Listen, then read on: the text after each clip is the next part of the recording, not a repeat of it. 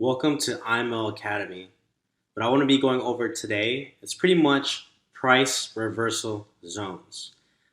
For me, what I found was areas within the market where price pretty much reversed within these areas based off a couple key things. What price reversal zones are is an area around support and resistance where price tends to reverse. So obviously you guys have already went through the support and resistance video, but adding on to that, I want to give you guys a visual reference, a visual tool to be able to help you guys when it comes to seeing what really is going on within the markets so we can understand market structure. Okay? So I'm going to delete this. Now, we already went over support and resistance, and I want you guys to see exactly why I drew what I drew. As you guys can see here, price continued to break above a broken area that was once resistance, aka a ceiling, and it came back and became a floor. It broke above an area where there was a ceiling and came back and became a floor. As you guys can see, there's also a ceiling over here as well. Price broke above, even tested right here, made a little resistance, but also was support. What did it do? Price came back and tested it as the floor. Okay, what did price do? It broke above this area of resistance or a ceiling and came back and tested as the floor. And look again, resistance, the ceiling, came back and tested as the floor. And now I want to show you guys exactly what to do around these areas just to give you that visual tool. What I do is I look for areas within where prices for support and resistance, and I look closely. Obviously, I see price bouncing and testing off of this level, but at the same time, what else is there? There's these things called wicks. And what wicks are is pretty much these lines. These aren't full candles. It means price came in and got the heck away from that area. So in order to draw these zones out, these price reversal zones, I could pick any wick that's either touching or crossing the area of support and resistance as a visual resource. So for example, I could pick this wick to this body of the candle because it's just an area of support. Now I'll draw it all the way up to the body of that candle and I'll drag it all the way across.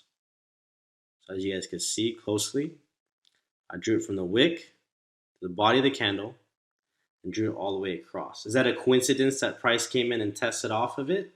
No, it is not. Again, look, an area of resistance. Like before, resistance. As you guys can see, there's wicks here, a wick here, and a wick here. I could pick the one all the way over here and go from that wick to the body of that candle and drag it all the way across. You could be able to see where price literally bounced off of it. We'll keep continuing. Watch. Price breaks above. There's a little area of resistance, but also support here. All right. I look closely. I'm able to see wicks here. I see wicks here and a wick here. Where's price touching support and resistance? Right here. I go wick to the body of that candle, and then go all the way across. And as you guys can see, price literally tapped off of that area and reversed. I continue along over here. Area of resistance, also area of support. Look to my left, see wicks here, a wick here, even a wick here. I could pick this random one right here, wick to the body of the candle, go all the way across. Right? Let's continue to move all the way across and drag it so you guys can see. And then last but not least, this one up here, same thing, wicks, wicks, wicks. I could even just take this wick right here to the body of the candle and go all the way across.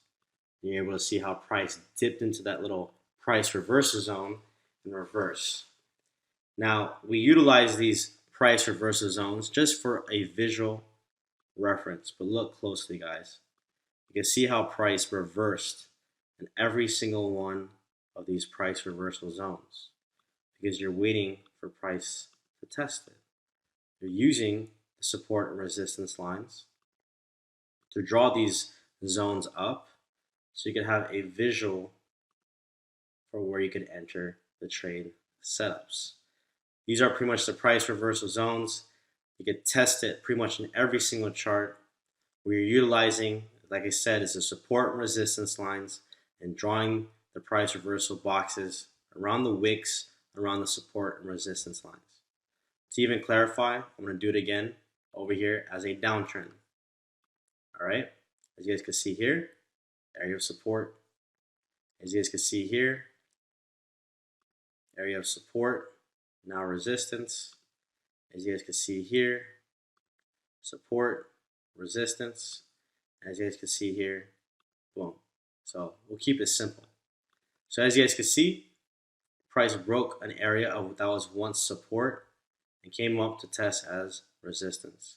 I can literally draw this out from any wick along this area, and you can see how price literally tried to go into this area and it didn't stay in there. I could pick this wick to the body of this candle. You will see how price broke below, tested, even made this big wick right here as well. Look how accurate this is, right? You see area of support, you go from this wick to the body of the candle all the way across. You're able to see how price broke it, pretty much just tapped off of it before it dropped. And last but not least, you look within this area. If you don't see wicks, you see big wick here, but you want to look in the past. Look at all the wicks over here. You drop from this wick to the body of that candle and shoot this all the way across. And I'm able to see areas where price reversed. Now what I'm doing within these areas is I'm looking for positions to sell the market, especially if it's going into a downtrend. All right. This is pretty much how to utilize support and resistance levels and to draw the price reversal zones. I appreciate you guys for watching this. I will tailor this all together so you guys will understand that support and resistance and price reversal zones are just 2 out of the 4 confirmations needed to enter a trade setup. See you guys in the next video.